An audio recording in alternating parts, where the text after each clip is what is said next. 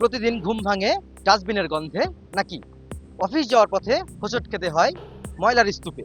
যদি আপনার উত্তর হয় হ্যাঁ, তাহলে আপনি এমন শহরে বসবাস করছেন যেখানে পরিচ্ছন্নতা শুধুই মাত্র একটি স্লোগান।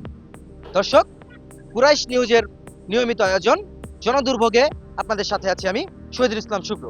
চলুন নগরবাসীর কাছে জেনে আসা যাক জনদুর্ভোগ নিয়ে তাদের কি মতামত। বাতাস যখন ছাড়ে তখন টিকাই যায় না। কথা বলছেন, এইগুলো তো আসলে পৌরসভার পদক্ষেপ নেয় না। সমস্ত লোক এর জন্য অসন্তুষ্ট। এই দূষিত ময়লার কারণে সমস্ত এলাকার লোকজন রাস্তাঘাটে চলতে ফিরতে পারতেছে না।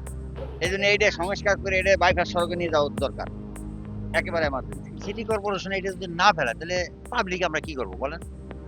এটা তো আমাদের কিছু করার নাই, এটা তো সিটি কর্পোরেশনের দায়িত্ব। ময়লার গন্ধতে আমরা থাকতে পারি না। আমাদের অসুখ বিসুখ হয়, পোলাপানের আমাদের খুব বেকার গন্ধ। আসলে এখানে বিষয় কি, এখানে যারা দায়িত্ব আছেন বাই করে, এখানে ময়লাগুলো ঠিক মতো এরা নেওয়া করে না, এবং ময়লাগুলো নির্দিষ্ট জায়গায় ফেলাবে সেটাও ফেলে না, বাইরে ফেলায়, এবং প্রতিদিনের ময়লা প্রতিদিন এরা নেয় না। আমি এই যে পাশেই ডাব বিক্রি করি, এগুলো প্রতিনিয়ত এইভাবেই দেখতে হয় এবং এই দুর্গন্ধের ভিতরে আমাদের খাওয়া দাওয়া করতে হয়। পরিসংখ্যান বলছে রাজধানী সহ দেশের বড় শহরগুলোতে প্রতিদিন গড়ে 20 থেকে 25,000 টন বর্জ্য উৎপন্ন হয়। এর মাত্র 50% যথাযথ অপসারণ করা যায়, আর বাকি ময়লা রয়ে যায় খোলা রাস্তায়, ড্রেনে বা খালে বিলে।